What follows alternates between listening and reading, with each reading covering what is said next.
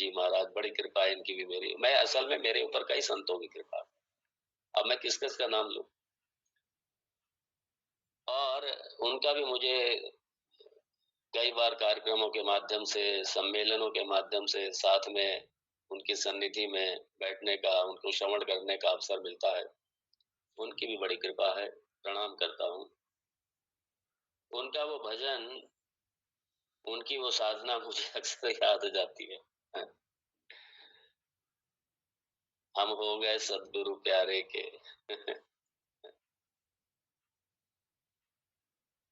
साधु सेवा धर्म हमारा, काम न दुनियादारी से। हाँ, ये मुझे भजन याद तो नहीं लेकिन बहुत अच्छा है ये।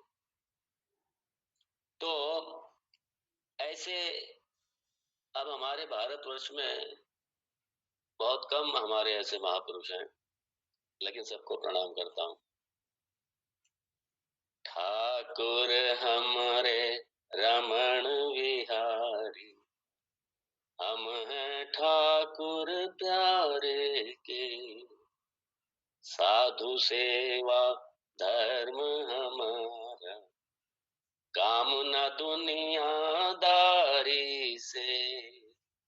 ठाकुर हमरे रमण विहारी, हम हैं रमण विहारी के। बड़ा सनातन धर्म को बहुत ही बड़ा योगदान है। कल मैंने जो थोड़ा सा टोका था वो सामने क्या है, मुझे ये जब आप लोग सारे सब बाद में नजर आते हैं तो ये ज्यादा ठीक रहता है मुझे लगा। और बाकी तो उनके दर्शन किए, उनको प्रणाम किया, उनको हमेशा प्रणाम है। हमारे सारे महापुरुषों को प्रणाम है। भगवान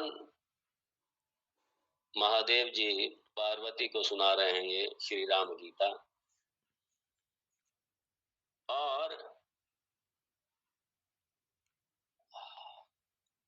वो मूलतः तो राम भगवान ने लक्ष्मण को सुनाई है। अब तीसरे श्लोक में हम लोगों ने देखा कि कल किस तरीके से लक्ष्मण जी भगवान के चरणों में गए। देखिए एक विधा है, एक विधि है ये भी है कि गुरु के चरणों में कैसे जाएं, ये भी एक विधि है। पहले तो इसका बड़ा वो ध्यान रखा जाता था, इसलिए वेदांत सबको दिया ही नहीं जाता था। पहले ये था कि शिरोव्रतम, इसके लिए शिरोव्रतम, और ये शिरोव्रत पहले शिष्य गुरु के पास इसी तरीके से जाते जो वेदांत के जिज्ञासु होते थे, जो वेदांतों के वेदांती महापुरुषों के, ब्रह्म वेताओं के पास जाते थे तो सिर मुड़ा करके, कौपीन पहन करके, अंग वस्त्र पहन करके, सर पे अग्नि पात्र लेकर के, हाथ में समित लेकर के, और वो शरणापन्न होते थे। इसके पीछे भी एक पूरा दर्शन है। पूरा सिर मुड़ाने का अर्थ है कि अब कोई कामना नहीं रही। जैसे बाल असंख्य होते हैं ना, तो कामनाओं भी असंख्य होती। कामनाओं का कोई कोई मुंह सर नहीं होता कामनाओं का। क्षण क्षण में बदलती रहेंगी, क्षण क्षण में, जन्म जन्म में बदलती रहेंगी कामना। और सर मुड़ाने का मतलब है कि अब सारी कामनाएं दग्ध हो गई, समा, अब मतलब मेरी संसार की कोई कामना नहीं है। अगर एक ही कामना अगर मेरी है तो वह सिर्फ ब्रह्म प्राप्ति, बाकी संसार की कोई कामना नहीं है। विरक्त है पूरी, इसलिए विरक्तों की विद्या है। और इसी भाव से जाते थे कि अब कोई एजेंडा नहीं है, कोई किसी तरीके का कोई प्रकल्प, कोई कामना, कुछ भी नहीं है, नथिंग। ये सन्यासियों की विद्या है। भगवान भाष्यकार भी बड़ा स्पष्ट करते हैं अपने भाष्य में, ये विरक्तों की विद्या है, सन्यासियों की विद्या है ये। इसलिए आप जहां भी हैं उस सन्यासी एटीट्यूड से रहिए, तब ये विद्या फलित होगी। अपना ठीक है, अब संसार बहुत हो गया, अब कुछ नहीं। घर में भी रह रहे हैं तो सन्यास, एक सन्यासी की तरह घर में रह रहे हैं, कोई प्रकल्प नहीं, कोई कुछ नहीं, विरक्त है पूरी तरीके से। अब ये घर जो है ठीक है, भगवान जी की कुटिया है, बस अपना ठीक है, अपना उदर पूर्ति, बस भिक्षा भिक्षा अपने घर में उसी भिक्षा भाव से अपना रहे, भिक्षा ले ली और बस अपने ब्रह्म चिंतन में, सत्संग में, बस इसी में रहे। आप घर में सन्यासी होकर के रहिए। और लक्ष्मण जी कल हम लोगों ने देखा यही करते हैं। तो गुरु के प्रति शरणापन्न हो गए, भगवान जी को गुरु मान लिया, सोचा भगवान जी से अच्छे गुरु कहाँ मिलेंगे हैं? भगवान, जैसे अर्जुन ने भगवान कृष्ण को गुरु मान लिया, ऐसे ही लक्ष्मण जी ने भी भगवान राम जी को गुरु मान लिया। भगवान से अच्छे गुरु कहाँ मिलेंगे? लेकिन मैंने कल इसको क्लियर किया था, इसका मतलब ये नहीं कि हम मंदिर में जाके खड़े हैं कि भगवान हमारे यहाँ, बस यही हमारे गुरु हैं, तो हमें इनके अलावा गुरु की जरूरत ही नहीं है, ये मत समझ लेना।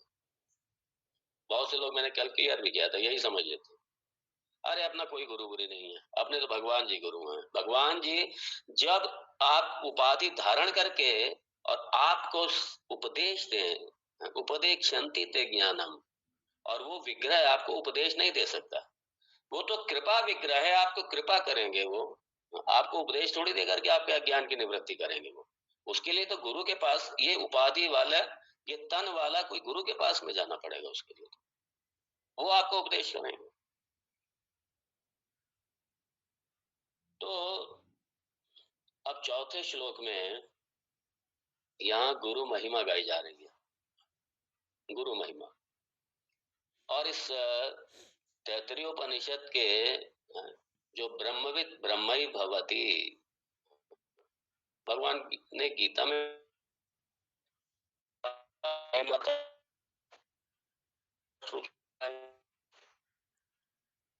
तो मेरा स्वरूप ही है ज्ञानी, तो आत्मा मेरा स्वरूप है ज्ञानी, तो ज्ञानी और मुझमें कोई अंतर ही नहीं है, ब्रह्मविद ब्रह्मई भवति।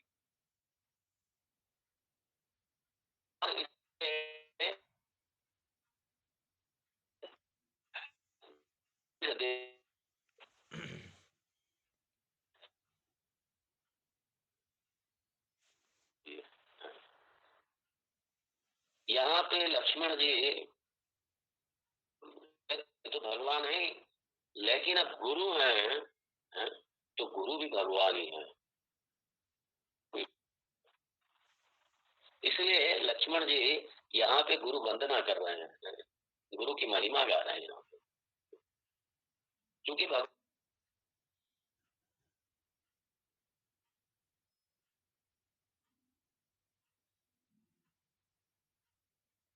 शुद्ध बोधोसी, आप तो शुद्ध हैं, प्योर है बिल्कुल, और आप तो ज्ञान स्वरूप हैं।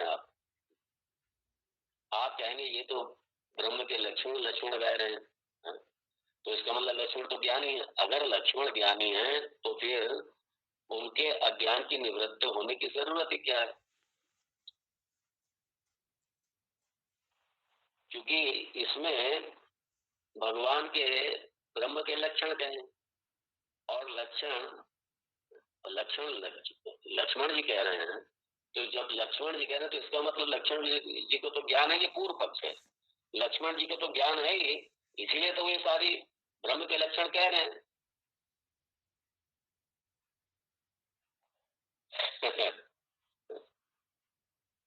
आज भी क्या हो रहा है, सामान्यतः क्या होता है, गुरु की महिमा गाई जाती है, वेदांत के श्लोकों का पारायण हो जाता है, भगवत गीता का पाठ कर लेते हैं, तो क्या पाठ करने से, कहने मात्र से क्या ज्ञानी हो गए क्या? नहीं, कहने मात्र से थोड़ी ज्ञानी हो जाए, क्योंकि अगर लक्ष्मण ज्ञानी होते तो अज्ञान की निवृत्ति के लिए भगवान से अगले श्लोक में प्रार्थना ही नहीं करेंगे। लक्ष्मण अज्ञानी है, यहाँ तो सिर्फ महिमा गा रहे हैं गुरु के पास, लक्ष्मण को पता नहीं है, सिर्फ महिमा गा रहे हैं। आज भी तो हम लोग गुरु की महिमा गाते हैं, अखंड मंडलाकारम। अब ये जो श्लोक है, ये ब्रह्म के लक्षण, ये कितने लोगों को पता है, ये कितने लोगों को इसका अर्थ पता? तो गुरु महिमा गाने का मतलब ये नहीं है कि उसने गुरु को ब्रह्म के रूप में उनकी महिमा गाने का मतलब ये नहीं है कि उन्हें ब्रह्म ज्ञान है, ब्रह्म ज्ञान नहीं है अपने। अभी अर्जुन, ये लक्ष्मण जी को ब्रह्म ज्ञान नहीं, हाँ गुरु की महिमा गा रहे हैं। हम लोग गुरु की महिमा गाते हैं बिना अर्थ जाने हुए, पूरा गुरु महिमा का स्तोत्र पढ़ देते हैं, अर्थ किसे मालूम है? ब्रह्म के लक्षण है सारे उसमें। मंदिरों में तमाम स्तुतियां होती हैं, पूरे वेदांत भरा पड़ा उन स्तुतियों में। तो क्या हम सबको खाली स्तुति मात्र करने से ज्ञानी हो गए क्या? नहीं। तो ऐसे ही ये ध्यान रखना चाहिए, लक्ष्मण यहाँ ब्रह्म विद्या सिखा नहीं रहे हैं, यहाँ तो लक्ष्मण ब्रह्म के लक्षण अपने गुरु में देख रहे हैं और गुरु की महिमा गा रहे हैं। कह रहे हैं मतलब हे गुरुदेव, आप भगवान ही हैं, आप मेरे आप भगवान ही हैं। क्योंकि ब्रह्मविद ब्रह्म ही भवति सुन रखा है ये।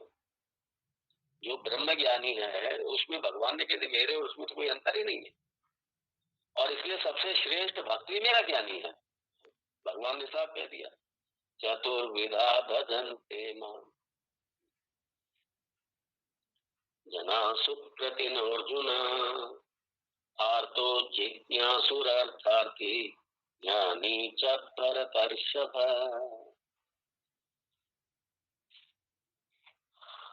आर्थ भक्त। अब बहुत से लोग क्या है ना, ये बड़ा कंफ्यूजन है, क्लैरिटी नहीं है लोगों की। भगवान से क्या मांगना, भगवान से क्या मांगना, क्यों भगवान से मांगे? ये लौकिक और सांसारिक पदार्थ, धन, ये तो उनके लिए नहीं मांगना है जो ज्ञानी है, जो या जो जिज्ञासु है, जो स्तर पर उस स्तर पर पहुंच चुके हैं, ज्ञानी, जो भगवान, जो भगवत स्वरूप हैं, उनके लिए कोई कामना नहीं है। इसलिए अर्थ और काम उनके लिए तो है ही नहीं, कुछ भी नहीं है। इसलिए धर्म अर्थ काम तीनों नहीं है उनके लिए। तो वो तो ऊपर उठ गए धर्म से, वो अपने स्वरूप में अवस्थित रहने वाले। उनके लिए कोई कहे कि हाँ उन्हें नहीं मांगना चाहिए तो ठीक है।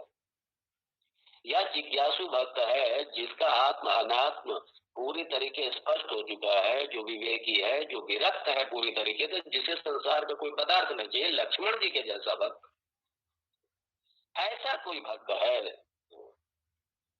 देखिए एक और समझ लीजिए फर्क, मोक्षार्थी में और जिज्ञासु में भी फर्क समझ लीजिए।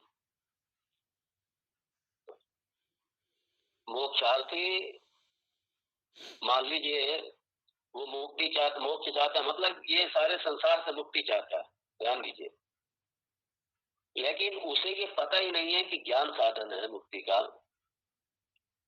आप किसी ने कह दिया ठीक है भक्ति साधन है, वो अपरा भक्ति है, वो अपरा, ये भी बड़ा स्पष्ट रखिए, एक अपरा भक्ति और एक परा भक्ति। जो ज्ञान है ये परा भक्ति है, ये परा भक्ति का साधन है ज्ञान, और बाकी ये जितने भी साधनाएं हैं ये सब अपरा भक्ति में आती हैं। बहुत अच्छी तरह समझ लेना। ये कीर्तन भजन कर लिया, पूजा कर ली, उपासना कर ली, सब कर लिया, तीर्थ कर लिया, जप कर लिया, तप कर लिया, सब अपरा भक्ति है, लेकिन ये करना है, इसे छोड़ना नहीं है। बिना इसके परा भक्ति में प्रवेश नहीं है। बहुत अच्छी तरह स्पष्ट समझिए इसको। इसलिए बिना भक्ति के, बिना अपरा भक्ति के भक्ति में, ज्ञान में प्रवेश ही नहीं है बिल्कुल। और इसी को स्पष्ट कर रहे हैं यहाँ पे, इस श्लोक में बड़ा स्पष्ट कर रहे हैं इसको। और तीसरे और चौथे श्लोक में बड़ा स्पष्ट कर दिया इसको, तीसरे श्लोक में बहुत स्पष्ट कर दिया इसको। तो अपरा भक्ति और परा भक्ति, अपरा भक्ति साधन है और परा भक्ति साध्य है। दोनों क्या है ना, लोग क्या है, भक्ति मार्ग, ज्ञान मार्ग, ये बड़ी प्रॉब्लम है। तो भक्ति से बस भगवान तो भक्ति से मिलेंगे और ज्ञान मान छोड़ दो। अरे ज्ञान परा भक्ति है भाई, आप कैसे छोड़ सकते हैं इसको? ज्ञान भी भक्ति है, तो ये दोनों भक्ति है ये। और ये अपरा भक्ति जो है इसी को कर्म योग कहते हैं। जब हमारा मुक्ति हमारा लक्ष्य हो जाए, जब ब्रह्म प्राप्ति हमारा लक्ष्य हो जाए, तब वही साधन कर्म योग हो जाता है वो जाके। इसलिए कर्म योग और भक्ति योग कोई अलग नहीं है, भक्ति योग और ज्ञान योग कोई अलग नहीं है। कर्म योग और ज्ञान योग इन दोनों को मिला के ही भक्ति योग है। एक अपरा भक्ति है, दूसरी परा भक्ति है। ये भक्ति योगी है। ये जो आप कर रहे हैं, ईश्वर की भक्ति कर रहे हैं, ये भक्ति है ये।